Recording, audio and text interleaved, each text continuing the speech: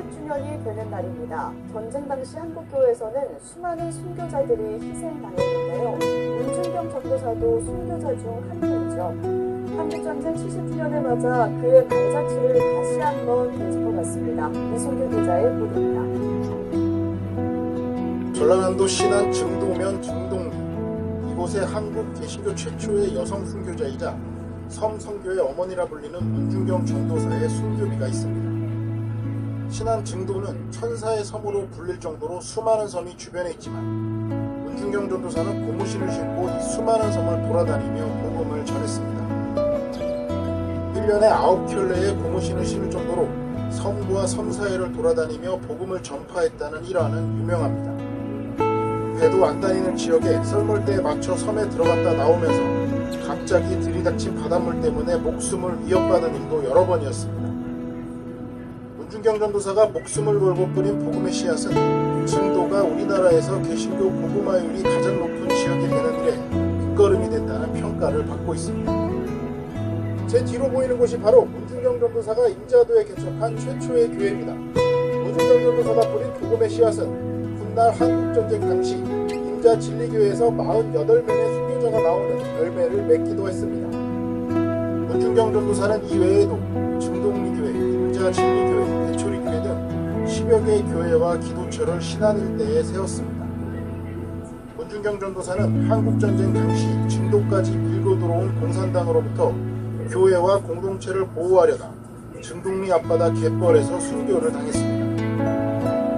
교인들이 증도에 잡혀있다는 소식을 듣고 주변 만류도 뿌리치고 증도에 들어갔다 순교를 당한 겁니다. 가야겠습니다. 전도사, 가서 나를 내주고 살릴 수만 있다면 살려야겠습니다. 전도사. 기독교대한 선결교회 역시 지난 2013년 증도에 문준경 전도사 순교 기념관을 세워 그의 뜻을 기렸습니다. 순교 기념관에는 문준경 전도사의 일생과 그가 읽었던 성경책, 신학교 졸업증서 등 문 전도사의 유품도 남아있습니다. 특별히 문준경 전사는 참 우리 아시아에서 볼 수 없는 참 위대한 순교자이시고 그분의 희생을 통해서 이 신안 일대가 다 복음화가 되는 그런 놀라운 역사가 일어났습니다. 기독교 대한선결교회를 대표하는 순교자인 문준경 전도사는 순교한 지 70년이 됐지만 여전히 후손들에게 귀감이 되고 있습니다. 1004개의 섬이 있다고 하여 천사의 섬이라고도 불리는 전남 신안군. 무속신앙이 강한 섬지역이지만 35%가 넘게 복음화된 데는 한 여인의 헌신, 문준경 전도사가 있었습니다. 평생 이 섬에서 저 섬으로 복음을 전하다 공산당에 의해 매질과 함께 총살당하는 순교한 문준경 전도사. 우리는 오늘 그 순교의 길을 찾아가보려 합니다.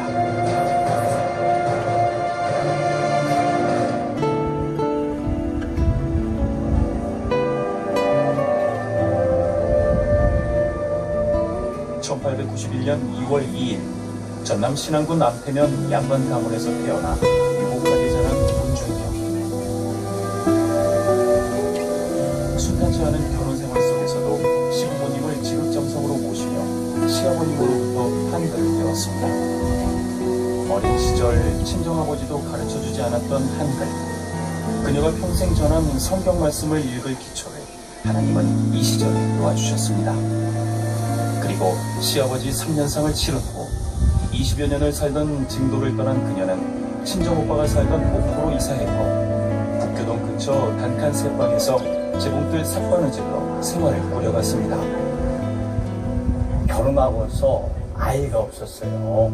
그래서 남편이 작은 부인을 얻어서 다른 지역 가서 살게 되어줬고 남편에게 사랑받지 못하고 소박받은 문준경은 교회를 출석해서 예수님을 인격적으로 만나야 됩니다.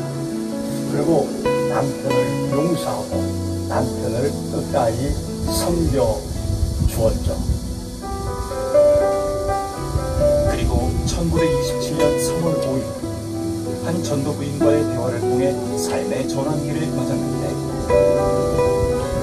난생 처음 교회로 향한 그녀는 북교동에 있는 초가교회를 다니며 당시 전도사이던 장석초 목사의 도움으로 세례를 받고 새로운 삶을 살게 됐습니다. 예수님을 영접한 후 신안의 여러 섬을 다니며 복음을 전하던 문중경 집사는 자신의 성경 지식의 부족함을 절감했는데 하나님은 그녀에게 경성 성서학원에서 공부할 관리를 도와주셨습니다. 그 당시에 학교 교육은 학기 때 가서 공부도 하고 이제 방학 때는 실습을 해야 돼요, 현장에서. 근데 기혼 여성이다 보니까 많은 제약이 있기 때문에 학교 자체에서 아마 허락지 않으셨던 것 같아요. 그런데 이성모 목사님이 강력하게 추천을 하시고 보증을 하시는 바람에 여인으로서 그 사역을 잘 감당했던 것으로 그렇게 알고 있습니다. 하나님의 인도로 경성 성서학원의 청강생에서 정식 학생이 된 그녀는 실습기간이 되면 고향에 내려와 섬 지역을 다니며 전도를 하고 교회를 개척했는데 첫 교회는 인자도의 인자진리교회였습니다. 그 후 그녀가 증도에 세운 교회와 기도처 6곳이 씨앗이 돼 신안 지역에는 현재 190여 개가 넘는 교회들이 세워졌습니다. 고무신 신은 발로 갯벌을 걸어서 또는 나룻배를 타고 이 섬 저 섬을 건너다니며 신안군 72개의 섬 지역에 복음을 전한 문중경 전도사. 심한 파도와 풍랑 속에서도 오직 영혼 구원을 위한 간절한 기도로 전도의 발길을 쉬지 않았고 그 속에서 만나는 모든 영혼들은 모두 예수를 영접했습니다. 이봉송이라는 어린 청년이 있었는데 이제 교회를 출석하고 공부를 하고 그렇게 했을 때 우리 문전사님이 그에게 신학 공부할 수 있는 길을 열어주었고 또 중매도 시켜서 결혼도 시켜주고 찬송가공예, 성서공예, 기독교서의 그 적자를 흑자로 올려놓으신 분이 이 봉성 목사님이라고 한국교회의 거인이라고 볼 수가 있습니다.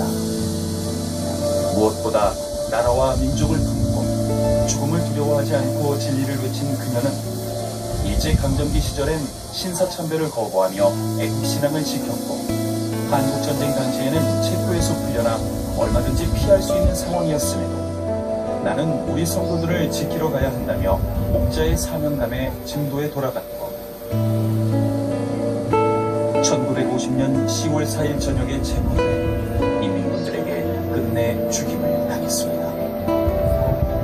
새끼줄에 묶여 끌려가 발로 차이고 창에 찔리고 총대로 후려침을 당하며 죽음을 맞는 순간에도 수양딸 백정희와 성도들은 살려달라 부탁한 문중경 전도사.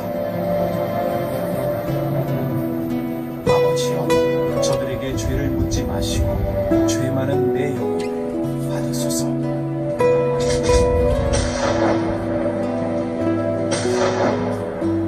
칠흑같이 어두운 진동리학 백사장. 문중경 전도사는 마지막 기도를 남기고 59세를 일기로 순교했습니다. 이러한 문중경 전도사를 기념하기 위해 세워진 진도의 기념관. 그녀의 동상은 물론 전도의 행적과 유품들이 고스란히 전시되어 있습니다. 문중경 전도사가 전도할 섬들을 바라보며 기도하던 기도바위는 여전히 그곳에 남아있는데 한 영혼을 천하보다 귀하게 여기며 섬 주민들을 섬겼던 문중경 전도사. 그녀가 남긴 신앙의 유산을 기억하며 자연스레 무릎을 꿇게 됩니다. 사랑해 주시고 아껴주시고 그렇게 바꿔주시고 너무 사랑을 받거든요. 아버지 어머니 사랑도 그렇게 못 받고 살아왔어요. 우리 전도사의 사랑받고 살았기 때문에 지금까지 그 사랑이 살고 있어요. 제자들이 신앙문에서만 1,400명이 나왔는데 그것은 우리 전사님의 행복한 전도자였다는 겁니다. 늘 기뻐하고 늘 감사하고 늘 찬양하고 늘 예배 생활을 했기 때문에 그렇습니다. 그래서 우리 한국교회가 다시 한번 회복하는 길은 예배 생활을 문전사님처럼 회복하는 길이라고 봅니다. 전 생애를 통해 순교자의 모습 속에 자기 십자가를 지고 주님을 따른 문중경 전도사. 이런 잃어버린 영혼을 구원하기 위해 하늘에 썩어지는 미랄이 된 그녀의 삶은 한국교회를 부흥 성장시켰습니다. 그리고 이제 그 복음의 빚을 안고 이 시대를 사는 우리 후손들은 다음 세대를 복음 안에 살리기 위해 날마다 십자가를 지고 예수 그리스도의 뒤를 따르는 믿음의 행진을 계속해야